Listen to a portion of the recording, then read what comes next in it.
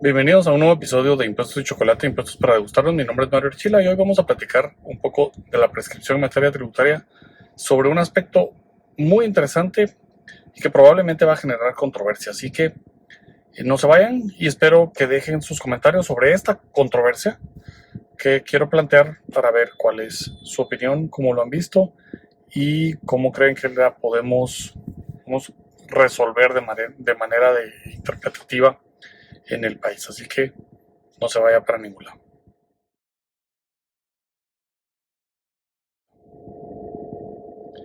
La prescripción en el Código Tributario guatemalteco empieza a partir del artículo 47 y nos menciona, este artículo nos define que la prescripción es el derecho de la administración tributaria para hacer básicamente determinaciones, verificaciones, cobros y demás de la obligación tributaria, multas, etc. Y esto es poco más o menos lo que varias legislaciones más establecen. Recordemos que nuestro código tributario se basa en el modelo de código para Latinoamérica, así que hay muchos artículos que dicen en varias jurisdicciones más o menos lo mismo.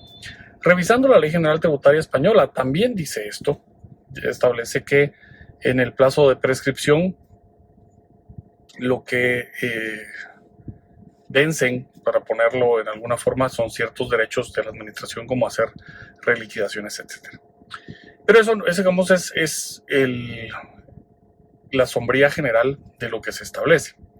Ahora, es muy interesante que en el capítulo de la prescripción en Guatemala en ningún momento dice que se extingue la obligación tributaria. No tiene ese efecto, no está dado el efecto de la extinción de la obligación tributaria. Prescribe el derecho de la administración tributaria de verificar y de hacer cobros de multas, obligaciones tributarias, etc. Pero no hay nada que diga que la obligación tributaria prescribe. Y esto es lo que lo hace interesante y es lo que lo hace controversial. En la Ley General Tributaria de España sí específicamente está contenido, creo que es el artículo 69 o 70, que la obligación tributaria se extingue. En el nuestro, si bien cuando vemos está dentro de una estructura que dice modos de extinción de la obligación tributaria y en ese aparece pago, etcétera, etcétera, y el quinto es la prescripción. No hay ningún artículo que le dé ese efecto de extinción de la obligación tributaria. Y esto, por lo tanto, resulta que tiene varios efectos según cómo lo interpretemos. Si lo interpretamos que efectivamente la prescripción extingue la obligación tributaria, tenemos una norma dentro de los efectos de la interrupción y dentro de los efectos que hay que no tiene sentido, y es el de la renuncia de la prescripción. Porque si la obligación tributaria se extingue con el paso del tiempo, yo no puedo renunciar a la extinción, a la prescripción ya consumada, porque ya no existe esa obligación, yo no la puedo revivir como tal renunciando a ella. Por lo tanto, procedería la restitución por un pago indebido, ya que pagué una obligación prescrita. Esto es el efecto que, por ejemplo, García Novoa le da a la prescripción en algunos de sus escritos sobre el tema, y ha hablado sobre ese efecto de pago de una obligación ya prescrita por el cual procede la restitución por un pago indebido. En Guatemala eso no ocurriría, ya que el pago como tal se entendería como una renuncia a la prescripción ya consumada, y de nuevo entonces la obligación renace como tal. Esto pues obviamente es donde tenemos el tema controversial. Está dentro de la sección completa del Código Tributario que habla de modos de extinción de la obligación. La ley no establece el efecto de extinción de la obligación tributaria para la prescripción, pero sí establece la posibilidad de renuncia a la prescripción ya consumada. Y este tema pues es el que causa este efecto controversial. Mi postura es que se les ocurrió, digamos, en el momento de hacer nuestra legislación, estaba más pensando en una caducidad como tal esas acciones que una prescripción.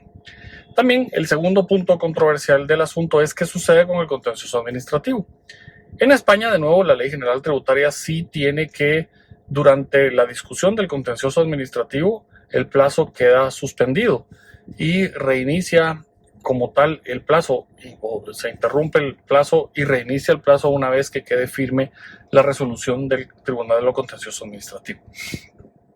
Y aquí pues nuestra ley no tiene en ningún lado determinado ese efecto. Y hay algunas posturas que indican que eso no sucede en Guatemala porque no está expresamente establecido y por lo tanto la interposición y el diligenciamiento del contencioso administrativo no tiene en suspenso el plazo de prescripción, y si el tribunal emitiera una sentencia luego de 4 años de interpuesta la demanda de lo contencioso administrativo, el efecto es que esa obligación tributaria ya prescribió y por lo tanto es incobrable. Se ha mantenido al final de cuentas que no, esta doctrina de la suspensión, que en España sí está específicamente contenida en ley, no así en Guatemala. Así que bueno, les dejo el planteamiento ahí. No quiero yo presentar respuestas, lo que quiero yo es obtener comentarios de ustedes para tratar de encontrar cuál debería de ser la postura en Guatemala en estos 2 puntos. ¿Nuestra prescripción extingue la obligación tributaria o simplemente es un obstáculo para la administración tributaria de poder revisar y cobrar temas de obligación tributaria principal o accesorias? Y el segundo es si el contencioso administrativo mantiene en suspenso el plazo de prescripción o no. Déjenme saber cuál es su opinión en los comentarios y los espero para el próximo episodio de Impuestos y Chocolate.